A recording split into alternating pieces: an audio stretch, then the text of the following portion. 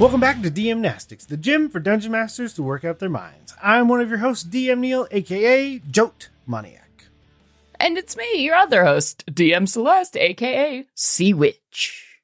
So today's exercise is going to be called Wombo Combo, because we are going to try and prepare ourselves, as well as you, dear listener, for what is inevitably going to happen to you.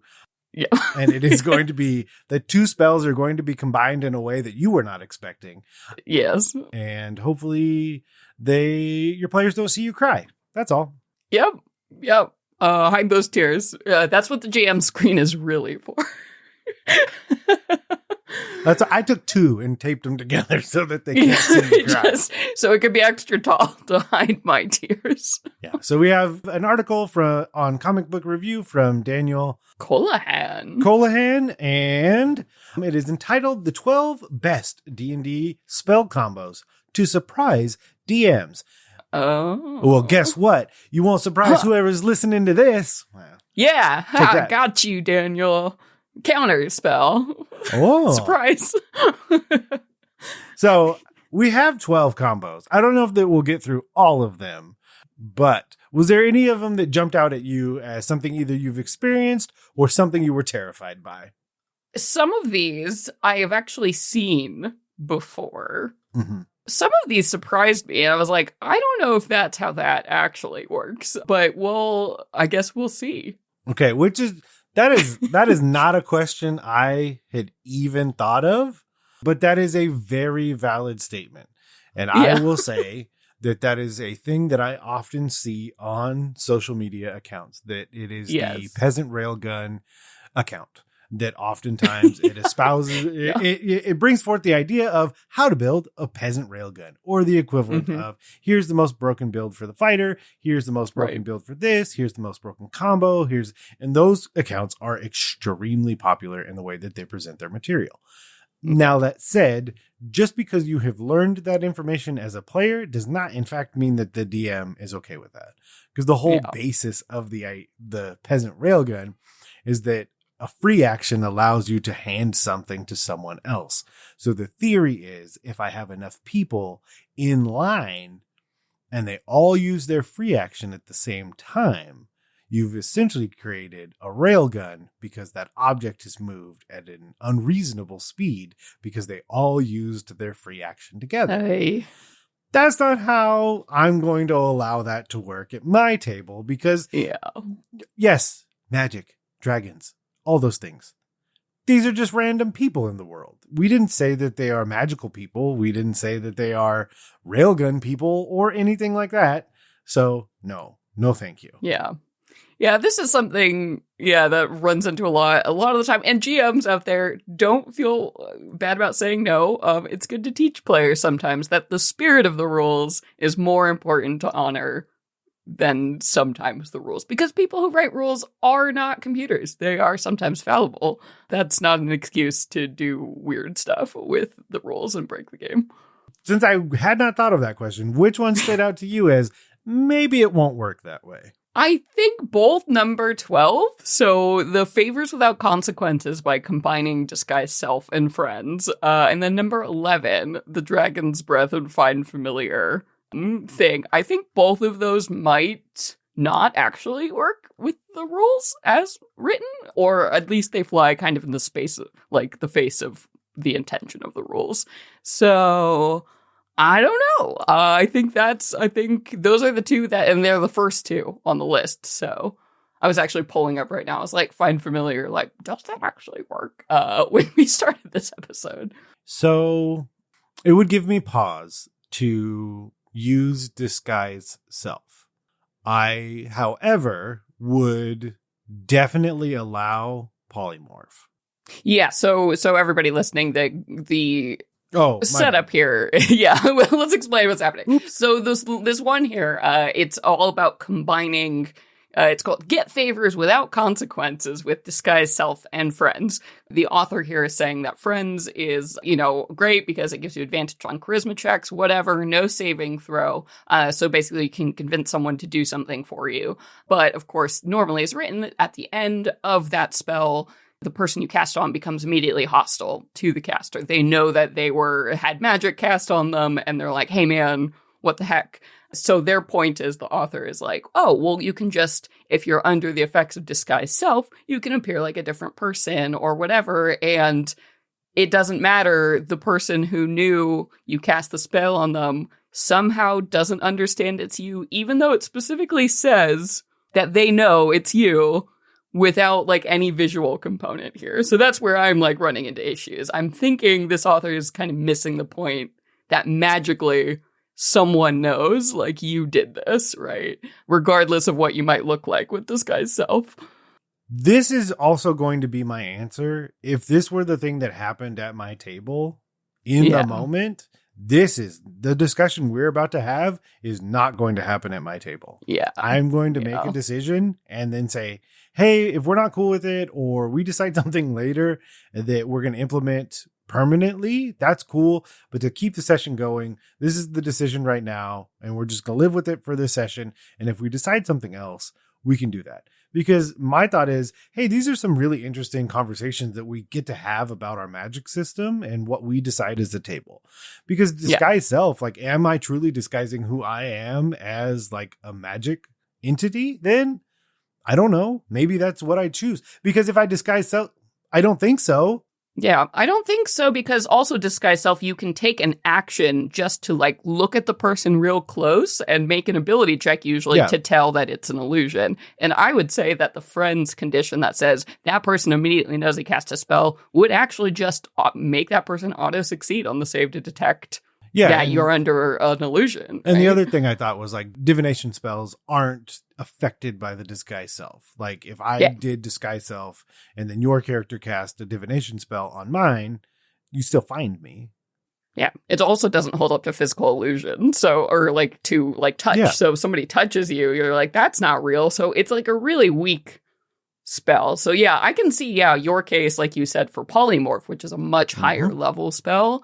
If somebody was really willing to burn that big spell slot and combine it in such a way to make friends the cantrip work, fine, do what you want, chase your bliss. But this, But it's entirely possible. Like if you think of like a high level espionage style campaign where like I cannot fight what's there. What are all the tools and mechanisms we have at our disposal to do something, to trick someone, to get where we need to go?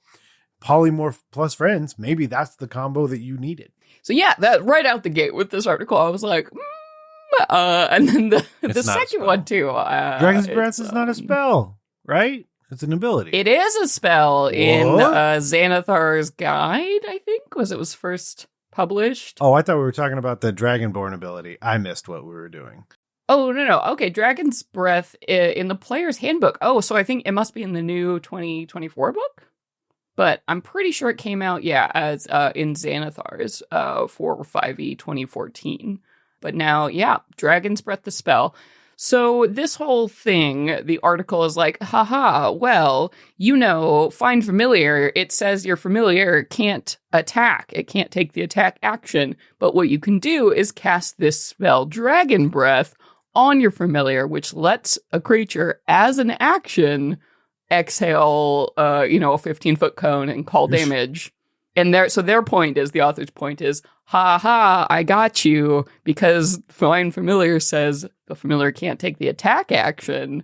This is immune to that because the wording of Dragon's Breath says it's just an action, not an attack action. And I'm like, this is...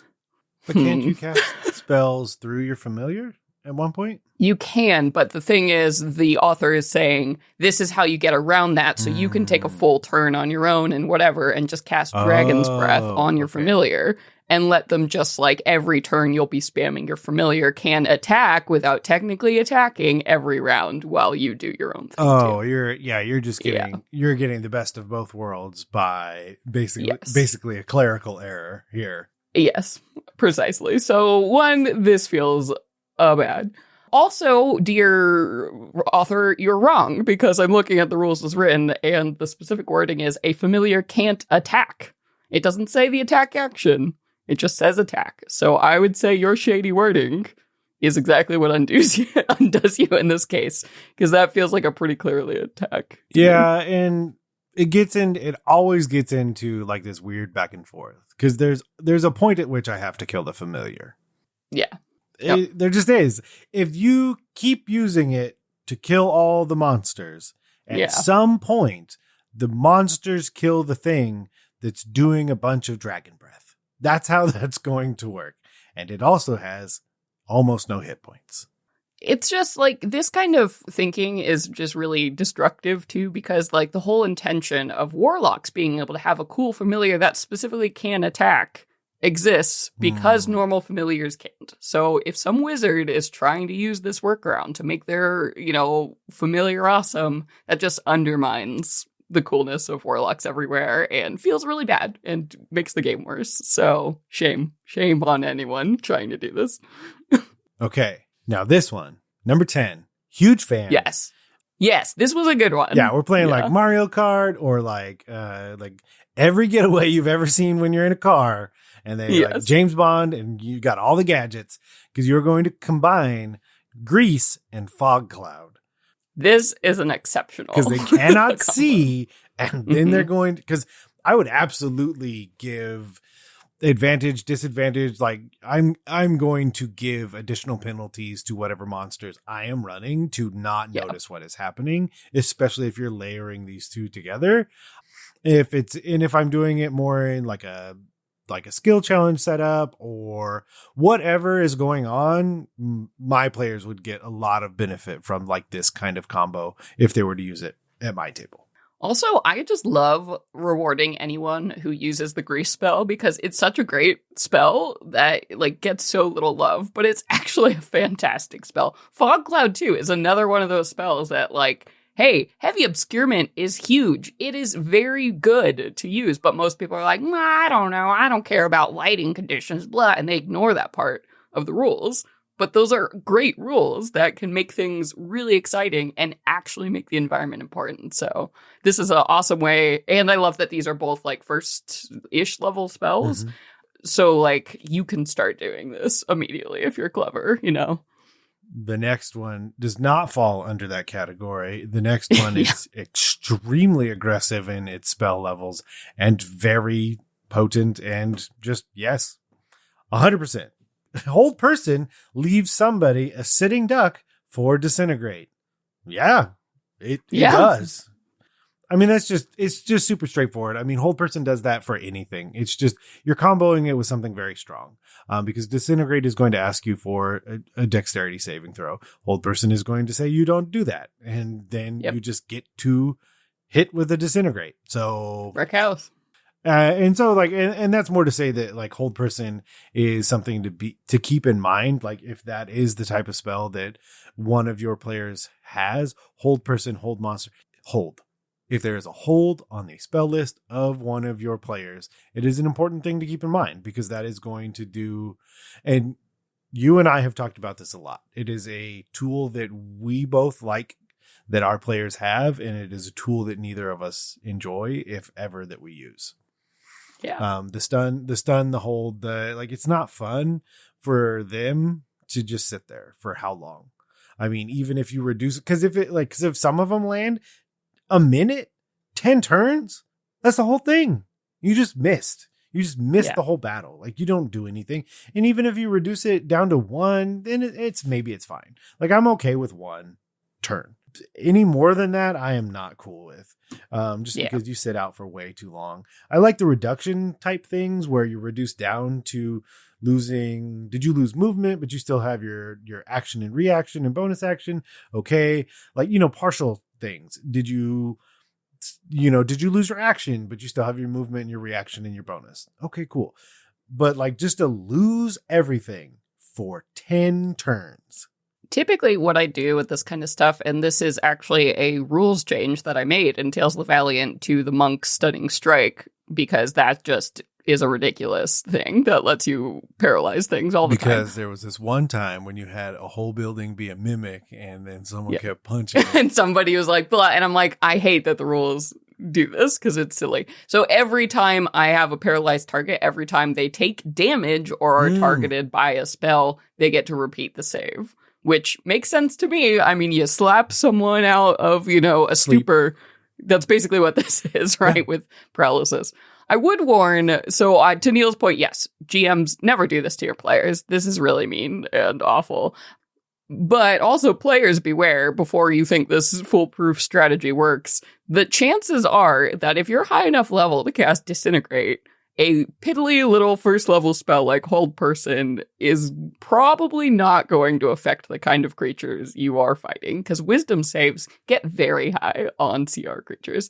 So, I mean, I would say go. And also, remember, kids, Hold Person has different targets than Hold Monster, which is Hold Monster is the version that lets you target anything. Hold Person is only humanoids. Don't forget. It's important. Everybody forgets all the time. So this combo is actually much harder, I think, to set up than it's being sold as. We actually had a discussion about this exact topic right before we started recording.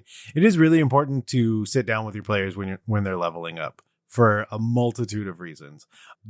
Just making sure that they know what they're doing, and to be very honest, to make sure that you know what they're doing. Because I think there's a big part of it that's like setting expectations, and that's what this entire conversation is about. Because if they think one thing is going to happen with their spells and they're super, super excited about what that one thing is, and then they go to implement that at the table and that one thing is absolutely not going to happen, that's awful. That's an awful feeling. So I think especially when they're selecting spells or skills or abilities or things like that, I think talking that through, or even if they did level up and say, oh yeah, that's awesome. Like, so what new things did you guys, let's go around. Like, let's talk about it, because that's the best option, is let's talk about it, because those combos can be really important depending on which system you're in, depending on which edition you're in. Because fourth, if you didn't do your combos right, you died. Yeah, you were not a good character. Oh yeah, and the numbers were so tight that like if your characters weren't synergizing and doing your combos together, you died. Like you didn't figure it out. So yeah, talk about choices at your table. That way expectations are set and met. Number 8, Thorn Whip only makes spike growth more devastating. Yeah. I mean, the point here is what's great about spike growth. I see what you did there. The point. Is it sharp? Yeah. The whole thing is Thorn Whip is recommended because it's a spell that you hit someone and you can move them. And the whole thing is move them into the spike growth and then they're stuck, right? It's not just Thorn Whip that can do that. There are a ton of spells that can force enemies to move. But yeah, it's always a great strategy to set up an area that, like, once people get in it, it's bad news. And then from there you go. You could do Thunder Wave, pushes people. That's another first level spell. Yeah, Thorn Whip, all kinds of stuff. Just make sure that whatever spell you have doesn't specify that you can't move the enemy into a damaging or hostile space, because a lot of things that teleport do that. They require you to move an enemy into an unoccupied space as opposed to like something that's on fire. So you can't just like teleport people in the lava. So yes, but make sure to check before this combo fires off. So this one is bananas. It does require, it definitely requires 2. So that's the thing that maybe I don't think we've addressed. Some of these don't require 2 characters. This one certainly does, because both of these spells are concentration. But if 2 characters were to have these combination of spells, create and empower a small army. Word choices. Well done. With animate objects and Crusader's Mantle. So the first of your players chooses to animate objects, which just creates a bunch of objects that will basically kind of become creatures under your control that will fight. Crusader's Mantle from the second character will be a 30-foot emanation, and while in the aura, you and your allies each deal an extra 1d4 radiant damage when hitting with a weapon or an unarmed strike. So you took everything you created and gave them plus 1d4 radiant damage on everything they're doing. Yeah. This also works with stuff like, conjure woodland beings or, any of those really miserable spells that make a lot of tiny guys. So I would also warn, though, this is a great strategy, but don't do it too often or your GM might get upset and your other players because you are really going to slow combat down running these guys. So don't make this a go-to. Make this an every once in a while. If this became a player's go-to, I am going to have a set amount of damage. I am not going to roll this. We're going to have to stop that. Well, and just in the sense that, like, here's the set damage. We got to do something here. We got to figure out a shorthand for what this is because we can't sit here and roll 30 damage. We're not playing Warhammer 40,000. We're playing D&D. You're not rolling all these dice every time. They've done a little bit better in 2024. They went in and some of these spells that would let you, previously make like 8 little tiny objects or, one big one. They have limited it a bit more. So like tying it usually to spellcasting modifier. So that's okay. But it's still, if you're adding, even if you have a modifier 5 and you're summoning 5 animated objects, and yourself, and, probably 5 or 6 other players, and all the enemies on the field. Combat will take forever. 6. This is just rude. Okay, just the stinger on this one is worth reading. Spiritual weapon and wall of force make a human blender. Ew. What a visual.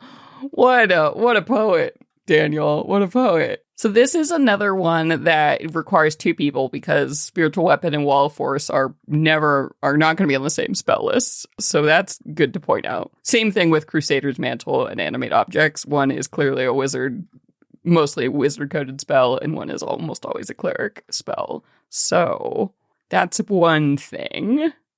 Okay, I see what they're saying. So they're saying if you cast Wall of Force, because you can do a wall, or you can do like a ring, or you can do a dome. So you stick a creature in a dome and also have Spiritual Weapon in the dome. And then you're just like, yeah. I feel like it would be more effective to trap your party barbarian in there with them, though. And that would really be if you're already doing this and then having, because Spiritual Weapon is coming from a cleric and I am playing clerics all the time. If you put somebody in a Wall of Force, couldn't I then have Spiritual Guardians mess them up? And that's way worse. Yeah. So Wall of Force is a different version and probably potentially a more effective version of Hold Person and getting you to the same conclusion. So, All right. 5, Beacon of Hope empowers any healing spell. Yeah. This is not so much a combo as reminding you that Beacon of Hope is a really great spell that not enough people take. I was just actually talking my cleric player into taking this spell. I don't know why. Something about it. People are like, that's silly. It's a really great spell. Maximizing healing is nutter butters. It's really great, especially if it is a concentration spell and it is a 3rd level spell, which is probably why a lot of people don't take it because 3rd level has all the most jaminous spells in the world. But like, if you're the healer who's not on the front lines, if you cast this spell, you can concentrate on this no problem and just do all your other healing spells because none of those are concentration. So it's awesome. Yep. 3rd level concentration. Choose any number of creatures within range. Yeah. For the duration, each target has advantage on Wisdom saving throws and Death saving throws, and regains the maximum number of hit points possible from any healing. It's good. And it's a 30-foot range, so it's good. This is the first spell you cast when you enter combat. Boom. For a minute?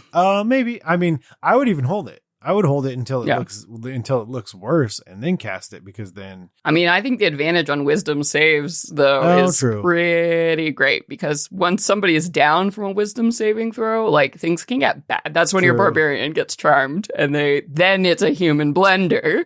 That's just the phrase Trap of the day. Rename this episode Human Blender. Finger of Death and Demiplane can create an undead army. What? I don't think so. Okay, hang on. Show your work. Okay. That's, you know what? The human blender, show your work. Show your work. Show your work. Okay, so their case is Demi-Plane. Every time a caster kills a creature with Finger of Death, they can store the zombie in their Demi-Plane for as long as they need. During dire enough threat, they can open the Demi-Plane and overwhelm the opposition with dozens of zombies. Okay, so you're just collecting zombies in Is that how the... Oh my god. So, Demi-Plane, 8th level spell, duration 1 hour. You create a shadowy medium door on a flat solid surface. You can see within range. The door can be opened and closed, and it leads to a Demi-Plane that is an empty room 30 feet in each dimension. When the spell ends, the door vanishes, and any object remains there. There's like a giant extra dimensional space. It's like a giant version. It's like a room. It's like a room of holding. I mean... Okay, so this is weird, though. Why are you specifically saying Finger of Death? Because I feel like you could just do the same thing with Raise Dead, right? Or, like, Animate Dead, or...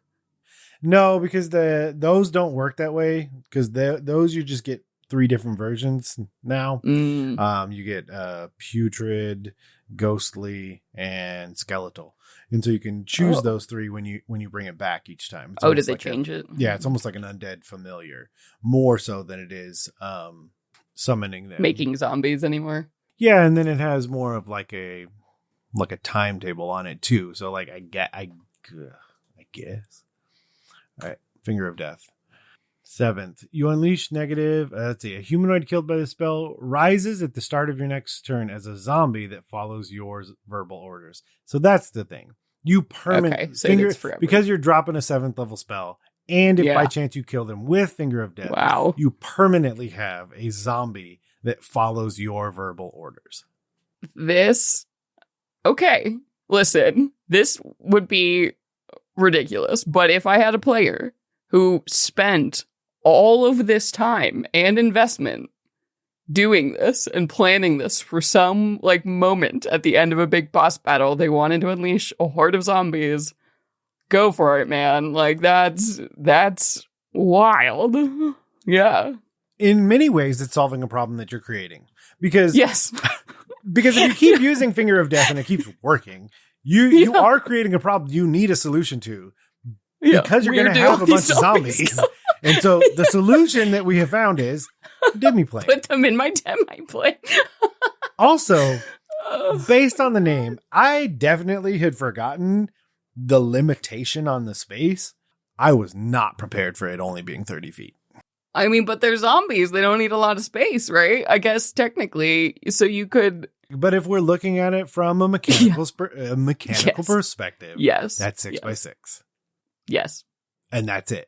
We're not, I mean, yes, from a true, if we really want to just pack them in, yeah, sure. 1 in each square, right? So that's it. Just standing there. They need their space. But my God, if you really, over the course of a campaign, successfully cast and kill a creatures 30 times with Finger of Death, you deserve that 30 zombie army, man. And if you think it like as part of like your bedtime process, it's like, okay, hold on, I got to cook off this 8th level spell that I have and put my next zombie or 2 murder, dude. In there. They're good. This is so ridiculous. Whoa, that's one way to spend some downtime. You know what I mean? Hex makes Bigby's hand almost inescapable. I mean, Hex and Bigby's Hand are both incredible spells.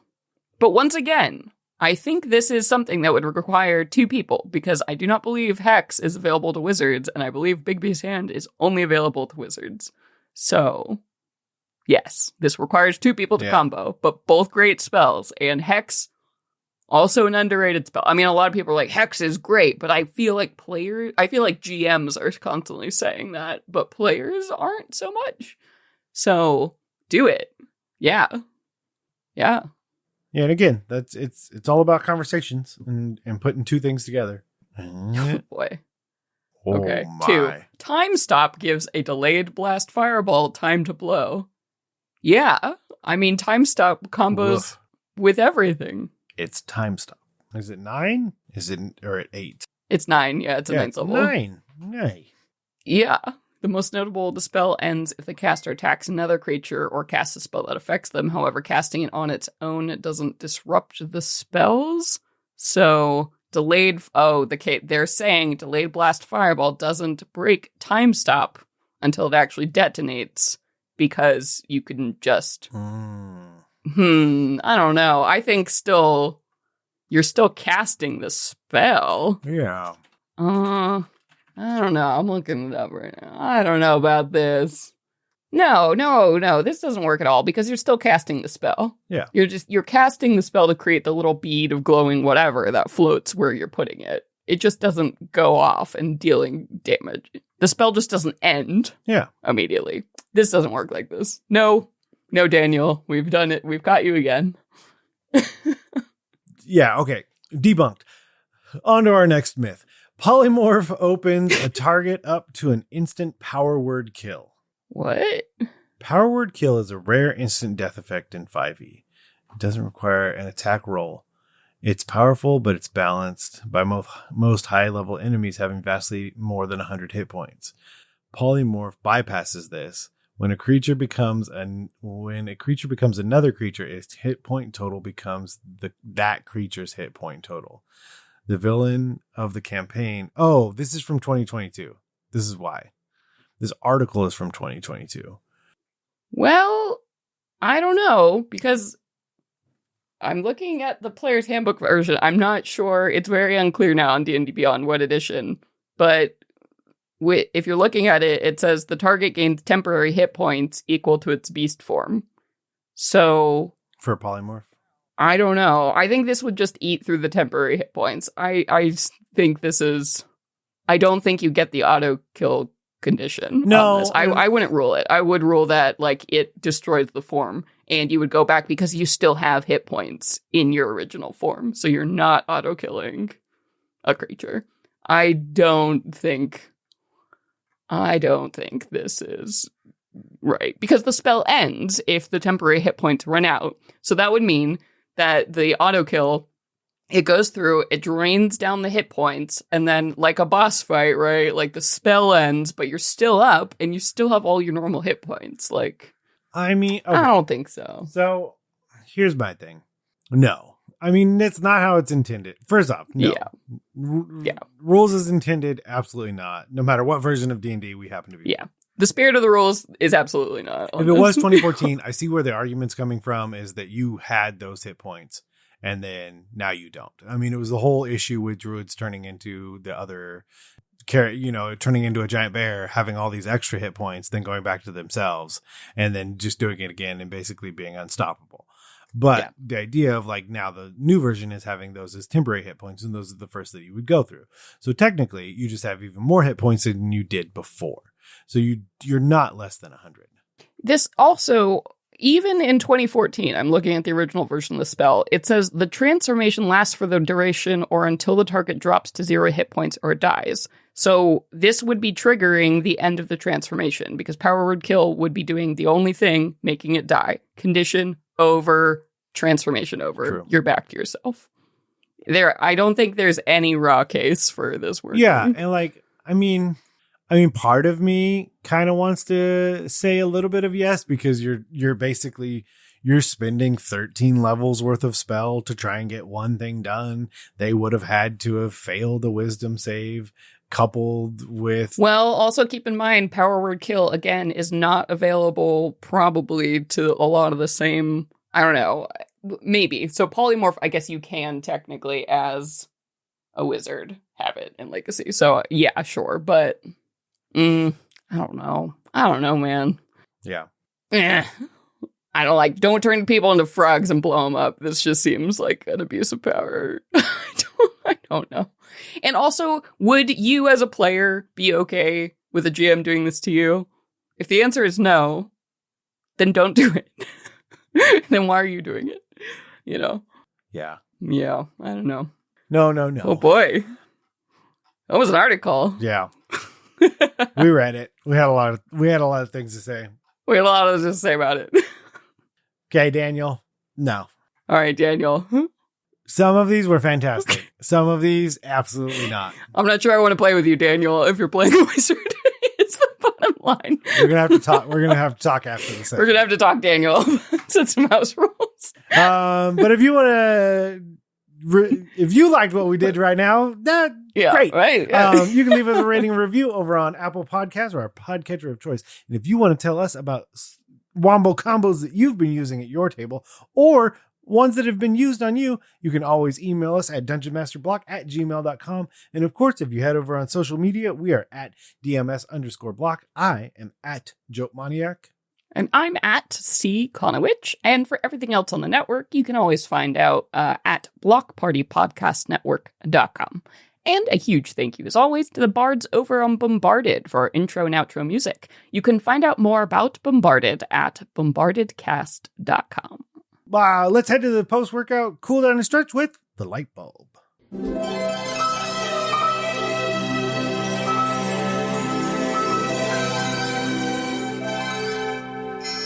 Light bulb. Today's light bulb will be very quick because I've complained about it enough on the podcast, and I've brought it up on the Discord and many other places. But basically, I ran out of space on my graph paper. And I had like an old school graph paper, like try and rip the sheet out and then inevitably mess it up. And then, yeah, you mess it up and then you're like, wow, cool, hours of work, awesome, or the frayed edges. Yeah. Yeah. And one of the things is like, I had dabbled with the idea of like doing the isometric stuff for a little bit. I never really landed on it. It didn't really work for me.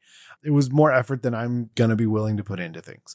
So, but what I did realize though, is I enjoyed having the dots more than I enjoyed having the lines, because I started playing with some of the smaller, because I did Dungeon 23. I started Dungeon 25 just for me. Whenever I have an idea, I'll write it down.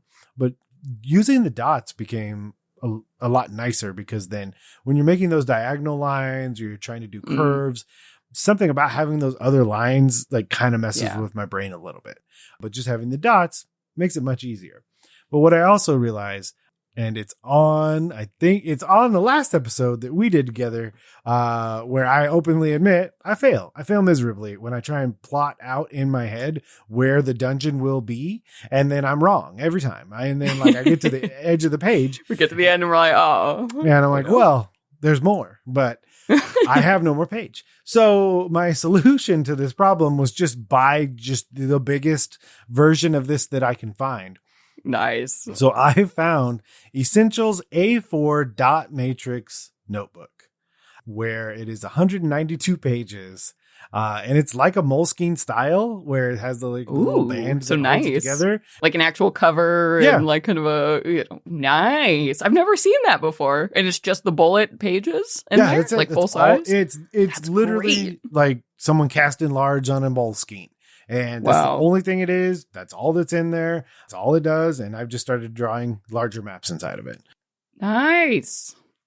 It's also nice too. It makes it feel more like a keepsake or something to collect in like a nice actual, cover thing you can put on a shelf and feel really good about what you did. Yeah. And it's been super nice to plot out some things. I'm working on a couple dungeon related projects right now. And it was nice to literally take some of the dungeon rooms that I had, put them together, and have somewhere that it was very easy to do that, because then I could just start stacking them, figuring out where, like how to lay them out together, and then be like, oh yeah, this is perfect. And then we're good to go. So yeah, there'll be a few 3-room dungeons in the future that I may have created for a company. I know they don't have an NDA, but I can be secretive or not. It'll be a secret. It'll be a fun surprise later. There'll be a link to it in the proverbial show notes in case you too want a giant A4-sized dot matrix notebook. But with that, we'll turn out the lights and we'll head out of the gym. But I brought it in, so I'll also say, before we go though, I will implore you, the listener, to join the forums, the Discord, social media, and anywhere else you can find us, and take part in these challenges, exercises, and other amazing conversations being had. To do that, head over to bit.ly/DMBanter and try some DM-Nastics so your players don't ask, do you even lift?